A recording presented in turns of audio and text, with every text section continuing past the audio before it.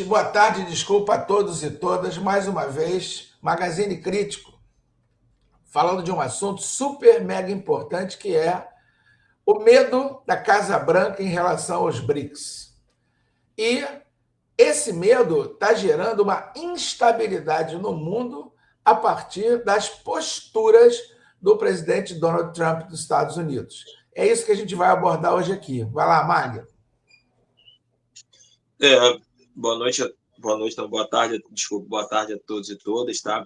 Mestre, então, nessas últimas semanas, né, observamos aí o aumento da tensão entre, né, o Brasil e o próprio Estados Unidos, na verdade não o Brasil, né, mas os Estados Unidos em relação a um tarifaço.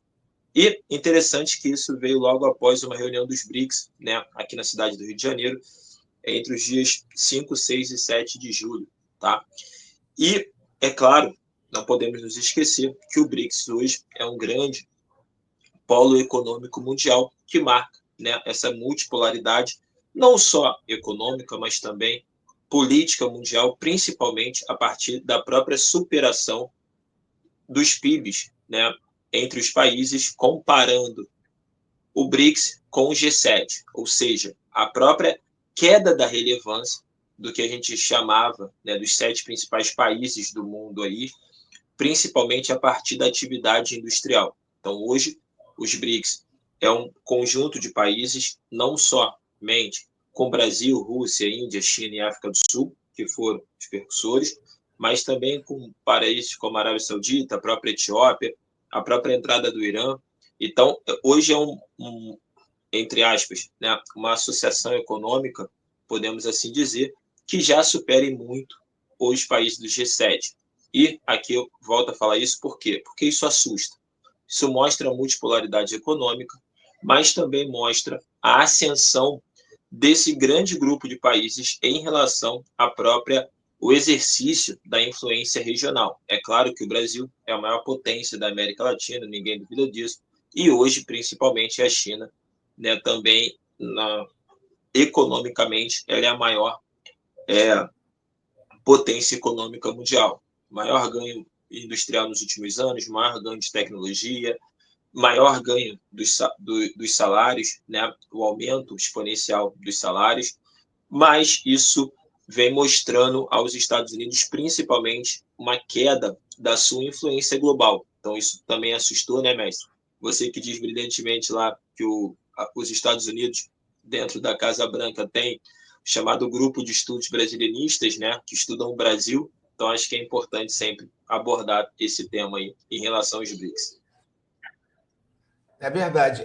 Esse tema é muito importante e a gente está aqui, quanto à educação crítica, quanto ao Magazine Crítico, desvendando uma cortina de fumaça que o mundo fala. A questão não é as tarifas contra o Brasil, é o desespero da economia americana com o mundo econômico atual. E o BRICS entra nisso, além de tudo que você falou brilhantemente, Mário, com uma proposta de criar uma moeda alternativa ao dólar, né? O dólar, que é uma moeda que está decadente. E a gente tem que explicar para os nossos ouvintes o seguinte: qual é a função da moeda? A moeda representa a economia do país. A moeda representa a produtividade, a produção do país. E você colocou brilhantemente aí que hoje o PIB dos BRICS supera o PIB do G7, né? E quem é que comanda esses BRICS nessa estrutura econômica? A China. E a China está deixando apavorada a Casa Branca, né, em relação a isso. E o Trump, desesperado, tenta sobretaxar todos esses produtos em função desse tarifaço que ele está usando. E usa como cortina de fumaça dizer que ele está taxando o Brasil para defender a injustiça que estão fazendo com a família Bolsonaro. Isso aí é uma cortina de fumaça, é uma farsa, é uma mentira, né, deslavada. E os Estados Unidos, eles têm outro interesse sobre isso. Só que o Trump não tem o polimento político de um Obama, de um Clinton, em relação às relações internacionais. Ele é altamente tacanho, ele é radical. Então, ele começa a mostrar o desespero em relação aos BRICS. E os BRICS estão conseguindo, né, Magno, uma coisa muito importante.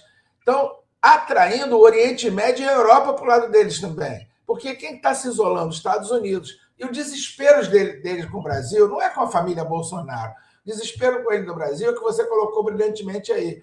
É a influência que o Brasil tem na América Latina, principalmente na geopolítica das fronteiras. Se o BRICS cresce, o Brasil só não faz fronteira com o Equador e com o Chile. Então, todo o restante da América Latina, tirando o México, que eu até costumo dizer nas aulas, sabe, mano, que o México é o país mais azarado do mundo que faz fronteira com os Estados Unidos, é muito azar para um país Sim. só, certo? Perdeu praticamente 2/3 do país em função da expansão território, né? da América, não é verdade? Perdeu o Sul, perdeu o Oeste, literalmente em função da expansão da América. E eles estão desesperados porque o Brasil ele faz essas fronteiras com todo mundo e o Brasil tem autonomia. E junto com a China, ele vai chegar. Basta ver, né, Mário? O porto que a China fez no Peru, né? Que é um porto de altíssima tecnologia, que vai facilitar o escoamento pelo Pacífico dos produtos da América Latina para a China. O Pacífico é uma linha reta em relação à China. Você saía pelo Atlântico, agora não, você vai sair pelo Pacífico. E há um projeto que é para fazer uma ferrovia Brasil-Peru, para justamente interligar essa saída de commodities do Brasil. Isso desesperou a Casa Branca, deixou a Casa Branca em polvorosa, né? Porque, inteligentemente, a China ela não influencia com armas nem com soldados, ela influencia com desenvolvimento, ela influencia com avanço. Vide o que ela está fazendo na África. Então, veja bem, esse é o desespero da Casa Branca. A Casa Branca está desesperada com o BRICS e está fazendo tudo isso para tentar segurar os BRICS, que é impossível segurar. Mais cedo ou mais tarde, isso tudo vai cair. Você concorda comigo, Mário? Mestre, eu acho que, na verdade, já caiu, né? Assim, acho que desde o final da Guerra Fria ali, do fim da União Soviética, né, que se marcava por uma bipolaridade entre Estados Unidos e União Soviética, né? Mas o movimento chinês de comércio ele é muito mais importante do que propriamente da União Soviética, né? A China hoje já é a maior parceira comercial de 140 países do mundo.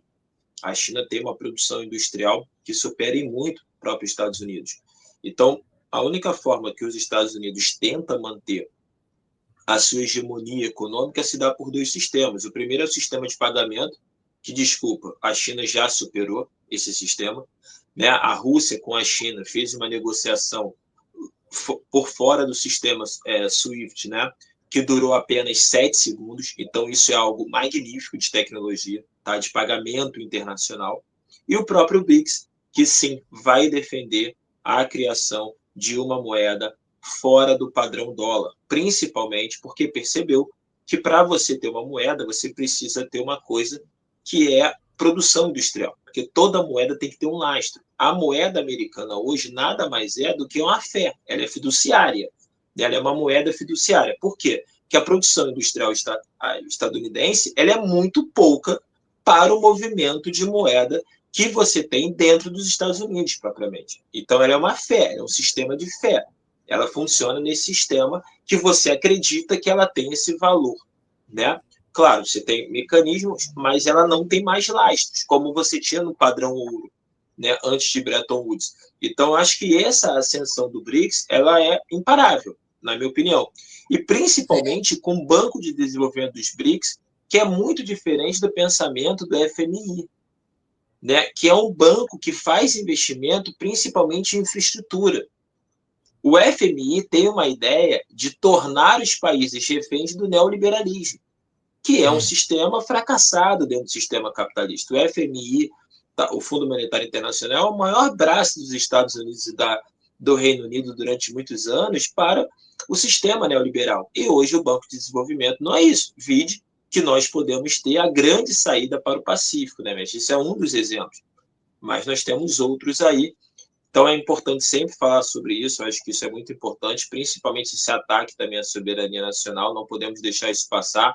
E como Magazine Crítica, nossa revista semanal, nós falamos sobre isso, defendemos a soberania nacional, defendemos todas as decisões em relação à nossa soberania nacional, em defesa da soberania nacional, né, mestre? Beleza, eu acho que a gente esclareceu para vocês o que está por trás desse tarifaço, principalmente a preocupação com o BRICS. Uma boa semana para todos. Um abraço, Magno. Valeu. Um abraço, mestre. Boa semana. Valeu.